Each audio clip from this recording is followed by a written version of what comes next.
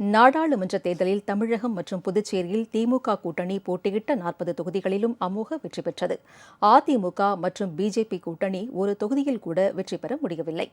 வடசென்னை தொகுதியில் போட்டியிட்ட திமுக வேட்பாளர் கலாநிதி வீராசாமி ஆரம்பம் முதலே முன்னிலையில் இருந்தார்.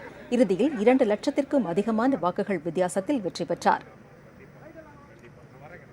வடசென்னையில் இருக்கும் மக்கள் எந்த அளவிற்கு இந்த மழை நேரத்திலும் இந்த ஒரு கேஸ் லீக் அப்படின்னு இருந்தது, அதே போல் ஒரு சிபிசிஎல் லீக் இருந்தது, அதற்கெல்லாம் எங்களுடைய சட்டமன்ற உறுப்பினர்கள், மாண்புமிகு முதலமைச்சர் அவர்கள், எங்களுடைய விளையாட்டுத்துறை அமைச்சர் அவர்கள் அனைவருமே, கவுன்சிலர்கள் அனைவருமே களத்தில் இறங்கி மக்களுக்காக நாங்கள் செய்த பலன், மக்கள் எங்கள் மீது பெரும் அதிருப்தியில் இருந்தார்கள் ஒரு 2-3 நாட்கள். ஆனால் நாங்கள் செய்த பணியை அவர்கள் ஆதரிப்பதாகத்தான் இந்த மாபெரும் வெற்றியை கொடுத்ததற்காக அவர்களுக்கு எங்களுடைய நெஞ்சார்ந்த நன்றியை நாங்கள் தெரிவித்துக் கொள்கிறோம். தென்சென்னை தொகுதியில் திமுக வேட்பாளர் தமிழச்சி தங்கபாண்டியன் பிஜேபி வேட்பாளர் தமிழிசை சவுந்தரராஜனை 1 லட்சம் வாக்குகள் வித்தியாசத்தில் வீழ்த்தி வெற்றி பெற்றார். மத்திய சென்னையில் போட்டியிட்ட தயாநிதி மாறன் 1,34,000 வாக்குகள் வித்தியாசத்தில் வெற்றி பெற்றார். ஸ்ரீபெரும்புதூர் தொகுதியில் திமுக வேட்பாளர் TR பாலு அதிமுக வேட்பாளர் பிரேம்குமாரை விட 3 லட்சம் வாக்குகள் அதிகம் பெற்று வெற்றி பெற்றார். அரக்கோணத்தில் திமுக வேட்பாளர் ஜெகத் ரட்சகன் பாமக வேட்பாளர் பாலுவை விட 1,33,000 வாக்குகள் அதிகம் பெற்று வெற்றி பெற்றார்.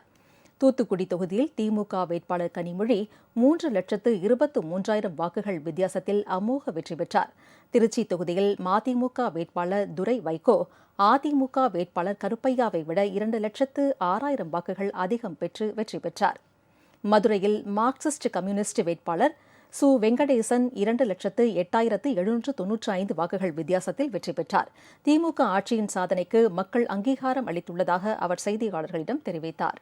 இன்றைக்கு நம்முடைய முதல்வர் அவர்கள் தலைமையில் அமைந்திருக்கிற இந்த கூட்டணியினுடைய அரசியலுக்கும் செயல்பாட்டுக்கும் கிடைத்த மிக முக்கியமான அங்கீகாரம், மிக முக்கியமான வெற்றி, கடந்த காலங்களிலே செய்த மக்கள் பணிக்கு கிடைத்திருக்கிற வெற்றி, அதே போல இந்த வெற்றிக்காக பாடுபட்ட இந்த அணியினுடைய தலைவர்கள், அதே போல அமைச்சர் பெருமக்கள், மாவட்ட செயலாளர்கள், நம்முடைய அனைத்து தோழமை கட்சியினுடைய தலைவர்கள், ஊடக நண்பர்கள் அத்தனை பேருக்கும் இந்த நேரத்திலே எங்களது அன்பான நன்றியை தெரிவித்துக் கொண்டு, பெரம்பலூர் தொகுதியில் போட்டியிட்ட திமுக வேட்பாளர் அருண் நேரு 2 லட்சம் வாக்குகள் வித்தியாசத்தில் வெற்றி பெற்றார்.